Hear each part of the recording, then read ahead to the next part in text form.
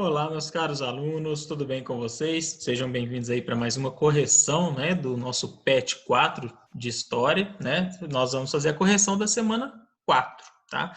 E dando continuidade à semana 3, nós vamos continuar falando sobre a civilização grega.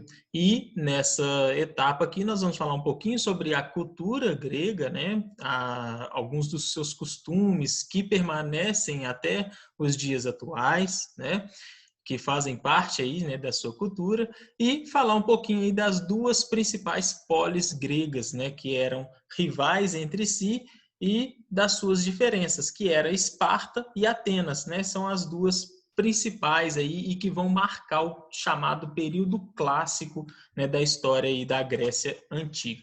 Então, primeiramente, nós temos um texto aí, bem resumido com as características da sociedade ateniense e da sociedade espartana, A sociedade espartana, como o próprio título diz aqui, era uma sociedade muito voltada aí para o militarismo, E já a sociedade ateniense, valorizava muito os aspectos democráticos, A participação aí dos cidadãos na política, tá? Lembrando aí que no vídeo, na videoaula que eu deixei para vocês, na descrição lá do vídeo da de correção de semana 3, eu explico, direitinho quem que era considerado cidadão, na sociedade ateniense. Eu vou deixar esse vídeo de novo aqui na descrição, dessa correção aqui, porque em Atenas, quem era considerado cidadão era apenas homens maiores de 18 anos, que tinham cumprido aí o serviço militar e que eram filhos de pais e mães atenienses, tá? E o papel aí das mulheres na Grécia Antiga, principalmente dentro dessas duas sociedades, tá? Então aqui o texto ele aborda tudo isso. Após a leitura, vocês vão fazer essa atividade.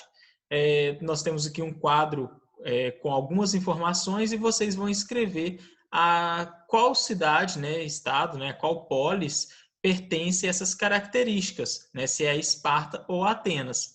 Então, olha só, sociedade militarizada. A gente já viu até lá no título, que pertence aqui a Esparta, uma característica da cidade de Esparta. Legislada pela Gerúsia, também é pela Esparta, está no texto. Eu acabei não grifando aqui para vocês, mas está aqui no texto em algum lugar. Aqui, ó. Esparta era governado por 2 reis e sua sociedade era legislada por um conselho de nobres anciãos chamados de Gerúsia. Tá? Então, Esparta. Controlada por uma aristocracia. Atenas, também está aqui no texto, e eu falei com vocês no último vídeo, Aristocracia, governo dos melhores, o poder vem ali dos melhores.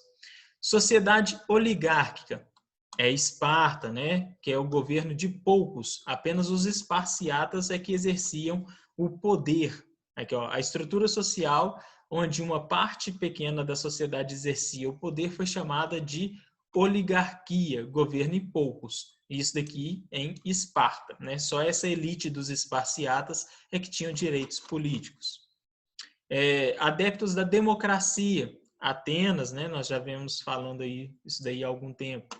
Legislada pela Eclésia, também é Atenas. A Eclésia era a Assembleia Popular, Então, nós temos aqui, ó, a Atenas, a partir de Solon, era legislada pela Eclésia, uma assembleia formada por todos os cidadãos.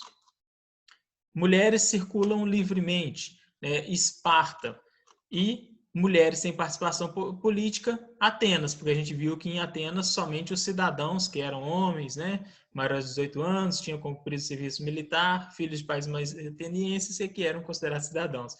Então, essa parte das mulheres está aqui no último parágrafo, tá bom?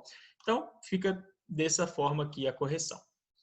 Aí a número 2. Atualmente, a grande maioria dos países ocidentais vive em regimes considerados democráticos e defendem a democracia como fator essencial para a vida pública de suas sociedades. Sabendo que este conceito surgiu em Atenas no século VI a.C.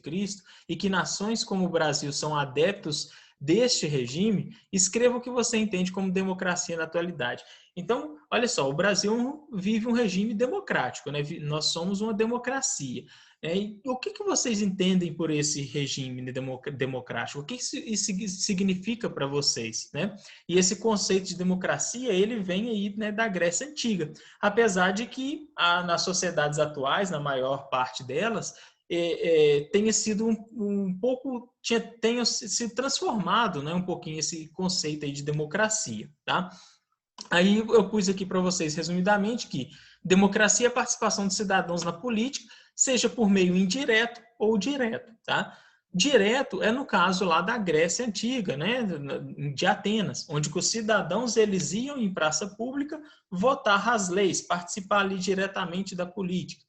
Hoje em dia, né, aqui no Brasil e em grande parte dos países, né, a democracia ela é feita de modo indireto, né, ou seja, nós vamos, né, no dia da eleição, elegemos os nossos representantes, né, os representantes do povo, que são os políticos, tá? E esses políticos é que vão votar as leis, que vão, né, administrar a nossa sociedade. Então, indiretamente, somos nós que governamos, porque somos nós que escolhemos aquelas pessoas, aqueles políticos, tá? Então, se tem político ruim, né, hoje em dia no poder, é porque o povo escolheu aqueles políticos, né? Então, eles não foram parar lá, né, sem a gente ter escolhido. Aí, né, tem uma ampliação desse conceito, né, na atualidade, né, que é o sentido de que todos nós somos iguais, né? Então, o meu voto vale a mesma coisa que o voto de uma pessoa rica, de uma pessoa pobre, né? Os meus direitos, né, são iguais, né, a de todas as pessoas, né? E o meu direito de ir e vir. Então, esse sentido de democracia vem aí no sentido de igualdade entre as pessoas, né, de liberdade de expressão. Eu posso criticar o governo, eu posso falar bem, né, eu sou livre para me expressar, né, eu sou livre, eu sou igual às outras pessoas também dentro dessa sociedade, independente da condição social, né, e eu tenho o direito de ir e vir, né, sem ser barrado. Então, esse daqui é alguns conceitos aí referentes à democracia. E aí nós temos mais um texto, né, falando sobre a cultura grega. Aqui vai falar aqui sobre a religiosidade, sobre os Jogos Olímpicos, os festivais, teatro, a filosofia, né, vai falar aqui sobre a matemática, a medicina, né? Então fala, né, sobre várias coisas aqui que surgiram na Grécia Antiga. Aí vem a terceira pergunta. O filósofo Sócrates, em suas pesquisas acerca do sentido da vida, questionando o que as pessoas entendiam como sabedoria, disse a seguinte frase: só sei que nada sei. Diante deste enunciado, responda: o que Sócrates pretendia explicar ao proferir esta frase? Bom, aqui no texto aqui, ele já dá uma indicação para a gente, olha. Destacamos Sócrates, que afirmava que o homem só vai compreender o mundo se admitir que não sabe nada, ou seja, reconhecer a sua própria ignorância diante de determinados assuntos, né? Reconhecer que somos limitados e temos sempre algo a aprender. Então, eu sou professor de história, mas eu não sei tudo de história, eu sempre tenho algo mais a aprender. É a mesma coisa que os médicos, que os cientistas, cada vez mais a gente vê, né, novas descobertas, né, novos conhecimentos sendo difundidos. Então, ninguém pode afirmar que sabe tudo, né? Porque quando essa pessoa fala assim que sabe tudo, na verdade, né, ela não sabe. A gente sabe que ela não sabe tudo. Então, é uma afirmação errônea. Então, a gente reconhecer a nossa própria limitação, né, faz com que a gente reconheça que temos sempre algo a aprender e nunca pare de buscar esse aprendizado. Então, olha, ao proferir essa frase, né, de que o homem só vai compreender o mundo se admitir que não sabe nada, pois sempre temos algo novo a ser aprendido, tá? Então, quando a gente fala assim, só sei que nada sei, é a única certeza que nós podemos afirmar, que não sabemos, né, de nada, não sabemos de tudo ainda, temos muita coisa a aprender.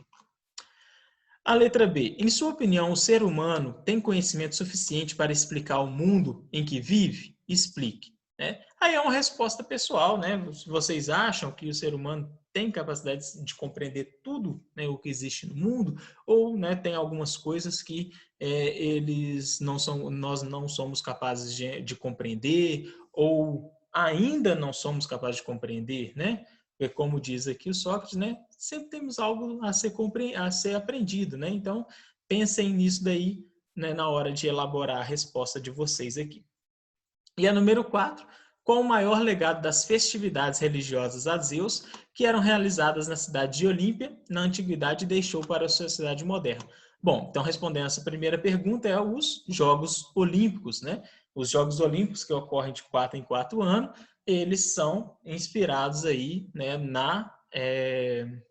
nos Jogos Olímpicos que surgiram lá na Grécia, né? Esse ano era para ter os Jogos Olímpicos, né? Mas não teve aí por conta da pandemia, né? Vai ser lá no Japão, tá?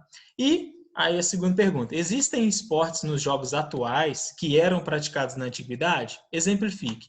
Olha, praticamente, né, a corrida que era praticada, o salto em distância, lançamento de objetos, as lutas que tinham lá na Grécia, tem nos jogos atuais, só que não da mesma forma, tá? Então, aqui, né, nós temos vários tipos ali de corrida, né, 100 metros rasos, né, 200, 400, né, nós temos revezamento, o salto à distância, né, lançamento de objetos, nós temos lançamento de disco, as lutas são diferenciadas, né, e acrescenta-se, né, o karatê, o judô, né, taekwondo. Então, assim, de forma genérica, né, nós temos os mesmos esportes, mas, né, se a gente for comparar exatamente como que eram as regras, muita coisa mudou, tá? Dos jogos lá da Grécia para os jogos atuais, né, desses esportes. Então, com isso, a gente termina aí a nossa semana 4, né? Espero que tenha ficado aí bem explicadinho, que não tenha ficado dúvidas, mas caso tenha ficado alguma dúvida, né, me mandem uma mensagem aí para a gente estar, né, discutindo, tirando aí, tentando, né, solucionar aí essas questões aí que ficaram pendentes. Tá? Então, um grande abraço a vocês e bons estudos.